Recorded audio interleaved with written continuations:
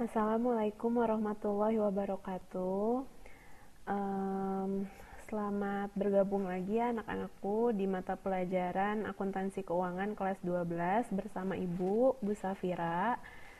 Nah, untuk pertemuan hari ini, mudah-mudahan semuanya dalam keadaan sehat ya dan tetap semangat meskipun kita belajar dari rumah. Nah, untuk pembelajaran hari ini, Ibu akan memberikan materi mengenai penyusutan aset tetap dan pencatatannya. Sebelum kita mulai ke materinya, mungkin sebelumnya ada yang pernah mendengar gitu ya, apa itu tentang aset tetap. Mungkin sudah pernah juga kalian membahas tentang aset tetap di kelas 10 maupun di kelas 11 gitu ya, karena mungkin mengenai aset tetap itu sudah bukan hal yang hal yang baru bagi kalian gitu ya, karena mungkin kalian sudah pernah mempelajari tentang aset tetap, kalian sudah pernah menghitung tentang aset tetap juga gitu. Jadi itu adalah hal yang sudah terbiasa kalian dengar gitu, kata-kata aset tetap. Nah, hanya saja mungkin untuk materi tentang penyusutan aset tetap baru akan kalian pelajari di kelas 12 ini di mata pelajaran akuntansi keuangan. Mungkin sebelumnya di kelas 10 atau kelas 11 kalian hanya mendengar apa sih aset tetap itu, istilah aset tetap itu apa sih, dan aset itu apa, terus aset itu terbagi ada apa aja. Kan ada aset lancar, ada aset tetap, ada aset berwujud, dan berbagai macam bentuk dan berbagai jenis aset gitu ya. Nah, untuk kelas 12 ini khususnya di pertemuan video kali ini Ibu akan membahasnya mengenai aset tetap, yaitu tentang penyusutannya, karena nanti di soal-soal praktik juga kalian akan menemukan soal-soal kasus yang berhubungan dengan penyusutan aset tetap seperti itu. Nah, sebelum kita masuk, bisa kalian coba ingat-ingat lagi di rumah mengenai aset tetap itu apa. Boleh dibuka lagi bukunya mengenai aset tetap itu apa, tapi untuk kali ini kita akan fokusnya pada penyusutan aset tetap dan pencatatannya.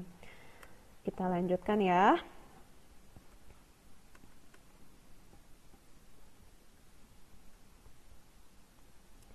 Nah, di sini Ibu punya gambar apa saja sih yang termasuk aset tetap atau fixed asset. Nah, yang termasuk fixed asset atau aset tetap mungkin yang sudah pernah kalian pelajari sebelumnya, contohnya seperti bangunan, seperti tanah, seperti mesin, terus kendaraan, atau mungkin handphone, meja, lemari, komputer, dan lain sebagainya. Pokoknya aset tetap itu berarti dia tidak akan habis pakai, tetapi nilainya akan menyusut seperti itu ya. Jadi kan ada dua ya, ada aset lancar, ada aset tetap. Contohnya aset lancar kan seperti perlengkapan.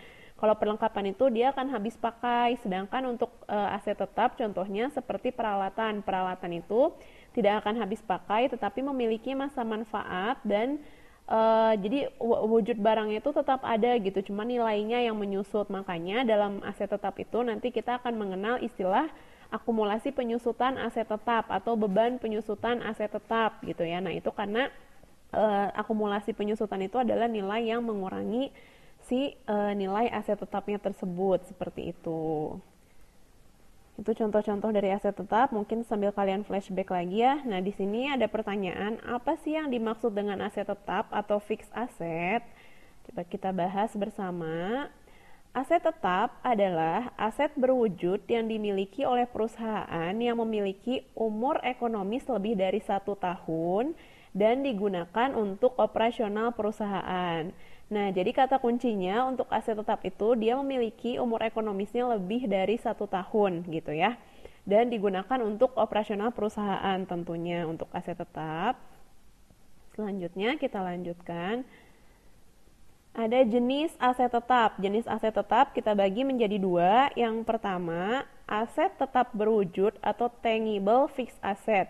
Tangible fixed asset itu adalah aset tetap yang secara fisik dapat digunakan dalam operasional perusahaan. Jadi betul-betul ada bukti nyata secara fisiknya gitu ya untuk yang aset tetap berwujud. Makanya disebut juga kan berwujud. Berarti kalau berwujud ada bukti fisiknya. Contohnya seperti apa? Contohnya seperti tanah, bangunan, gedung, mesin, kendaraan. Nah, itu termasuk ke dalam aset tetap berwujud atau tangible fixed asset. Itu yang pertama. Dan yang kedua ada aset tetap tidak berwujud atau intangible fixed asset. Contohnya seperti apa aset tetap tidak berwujud? Contohnya seperti hak paten, hak cipta, kontrak, dan perjanjian. Jadi dia masa manfaatnya itu lama gitu ya, karena seperti hak paten, hak cipta, kontrak, perjanjian, dia pasti masa manfaatnya lama, tapi dia tidak ada bentuk wujud fisiknya gitu, dan kita tidak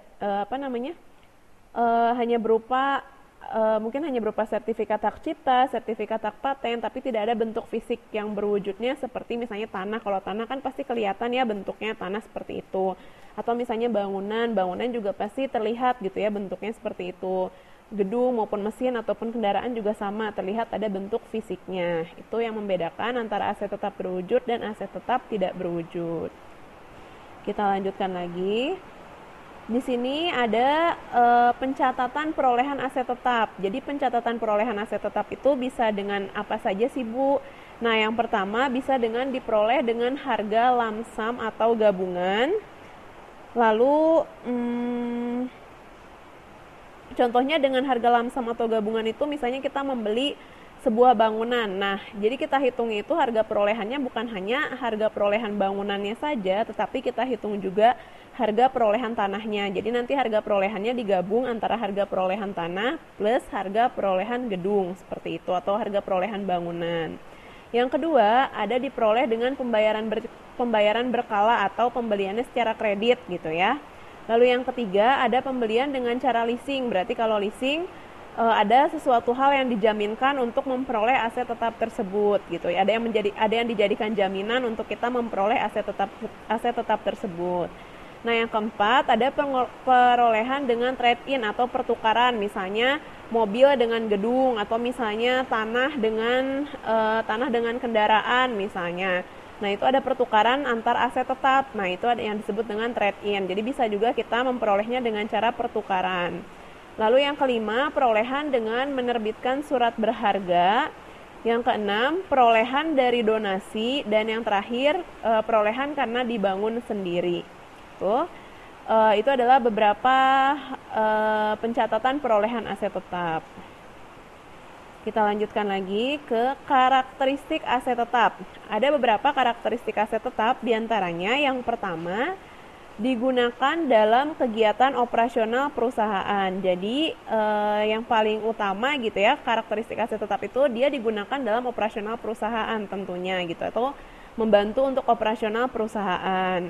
Lalu yang kedua, bukan merupakan investasi jangka panjang bagi perusahaan. Itu karakteristik aset tetap. Lalu yang ketiga, digunakan dalam jangka waktu beberapa periode akuntansi atau lebih dari 1 tahun. Karena tadi juga sudah jelas ya di definisinya bahwa aset tetap itu umur ekonomisnya lebih dari 1 tahun. Sehingga karakteristiknya itu adalah digunakan untuk jangka waktu beberapa periode akuntansi atau lebih dari 1 tahun.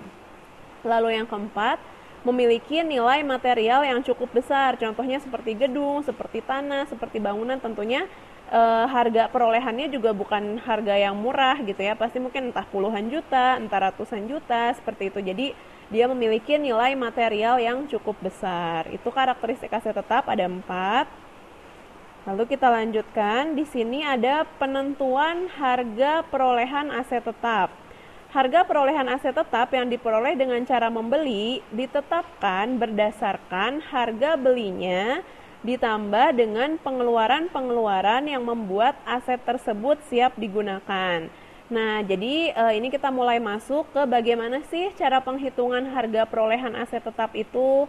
Nah, cara perhitungannya adalah dengan kita menjumlahkan berapa sih total biaya yang kita keluarkan untuk memperoleh aset tetap tersebut gitu. Nah, nanti kan mungkin ada harga jualnya, harga perolehan itu misalnya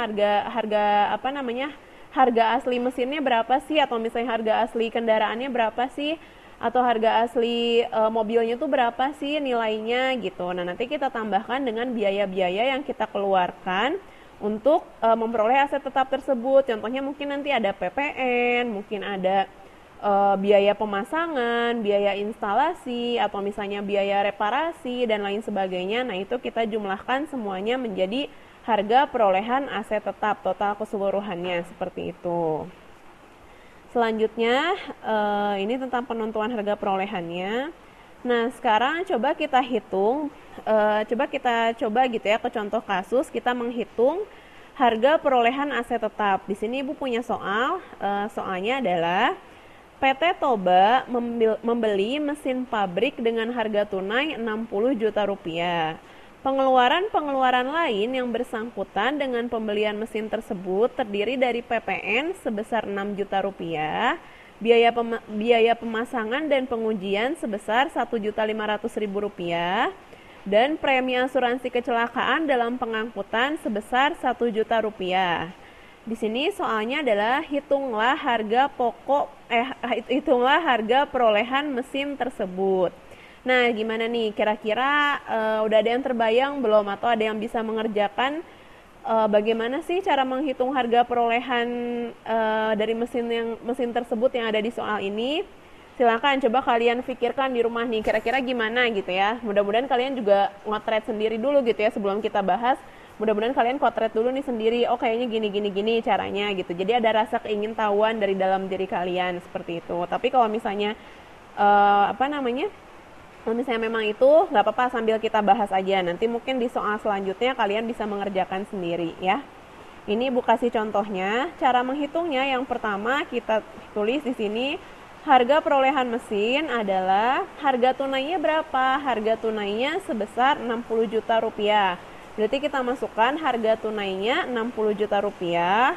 Lalu ada apa ini di sini? Pengeluaran-pengeluaran lain yang bersangkutan dengan pembelian mesin tersebut terdiri dari PPN sebesar 6 juta rupiah. Coba kita lihat di slide sebelumnya atau kita flashback lagi ke slide sebelumnya.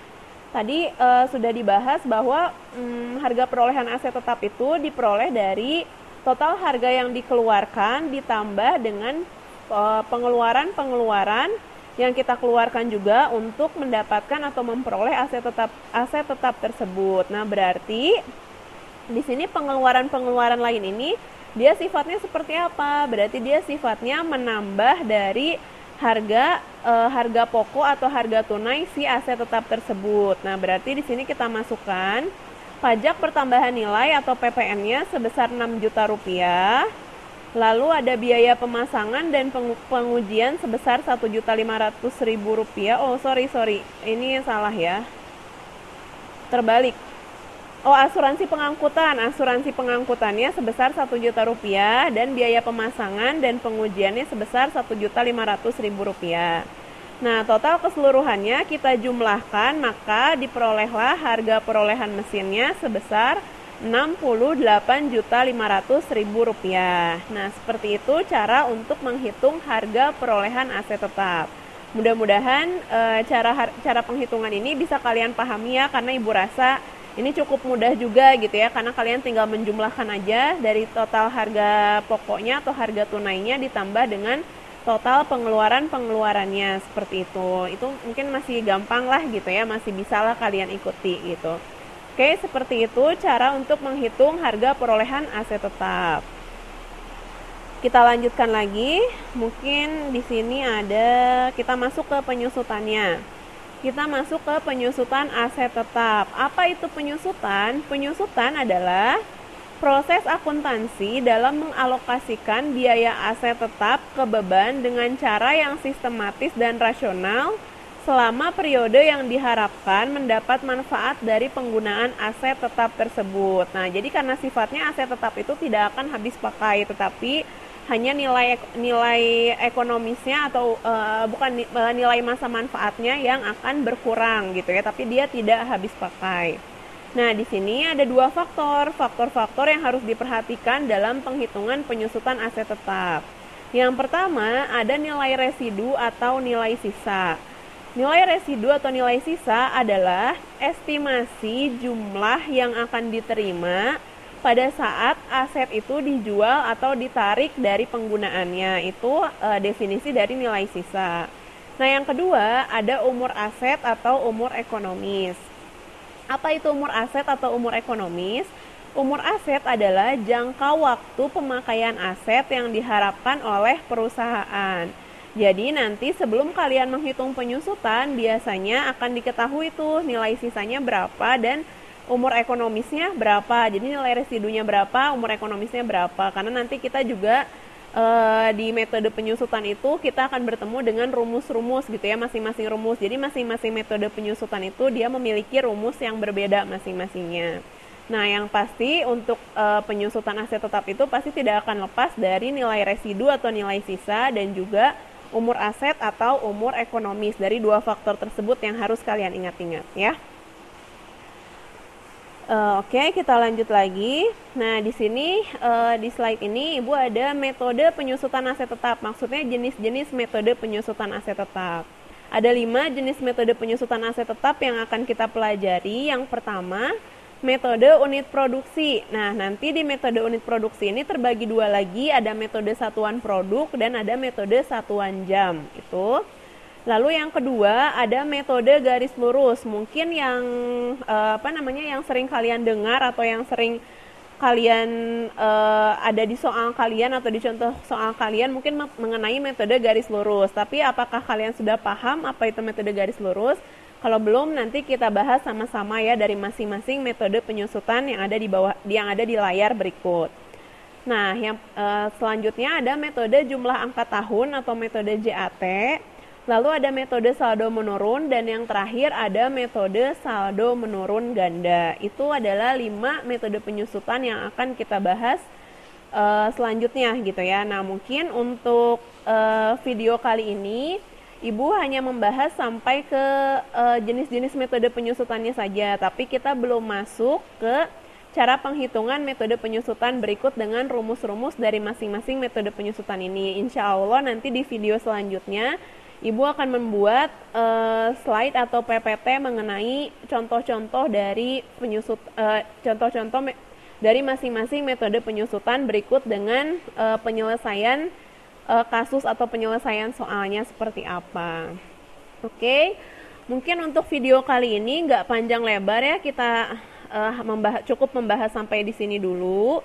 Tadi kita sudah membahas mengenai pengertian aset tetap, lalu jenis aset tetap, lalu harga perolehan aset tetap, dan yang terakhir kita membahas mengenai metode penyusutan aset tetap. Nah, mudah-mudahan dari video yang singkat ini bisa kalian pahami dan bisa kalian pelajari lagi. Mungkin banyak hal-hal yang masih kurang gitu ya di video ini, bisa kalian cari tahu lagi di luar, bisa kalian cari lagi dari Google atau dari manapun itu, dari buku atau dari sumber manapun itu. Nah, mudah-mudahan kalian gak cukup puas sampai di video ini gitu ya. Jadi kalian masih ada rasa ingin tahu untuk menggali lagi tentang materi aset tetap ini. Nah, dan jangan lupa kalian ingat-ingat apa yang sudah ada di video ini, kalian pahami, mudah-mudahan dapat kalian pahami apa yang sudah ada di video ini. Dan nanti untuk video selanjutnya insya Allah kita akan membahas contoh soal dari masing-masing metode penyusutan aset tetap dan juga rumusnya ya. Oke, untuk video kali ini Ibu cukupkan sampai di sini. Mudah-mudahan video singkat yang sudah Ibu buat ini dapat bermanfaat bagi kalian semuanya dan mudah-mudahan kalian tetap semangat belajarnya, tetap antusias untuk mengikuti pembelajaran meskipun dari rumah dan jarak jauh, dan mudah-mudahan apa yang sudah Ibu sampaikan di video ini bisa kalian pahami dan bisa bermanfaat bagi semuanya. Oke, kita cukupkan sampai di sini ya. Terima kasih sudah menonton video Ibu. Assalamualaikum warahmatullahi wabarakatuh.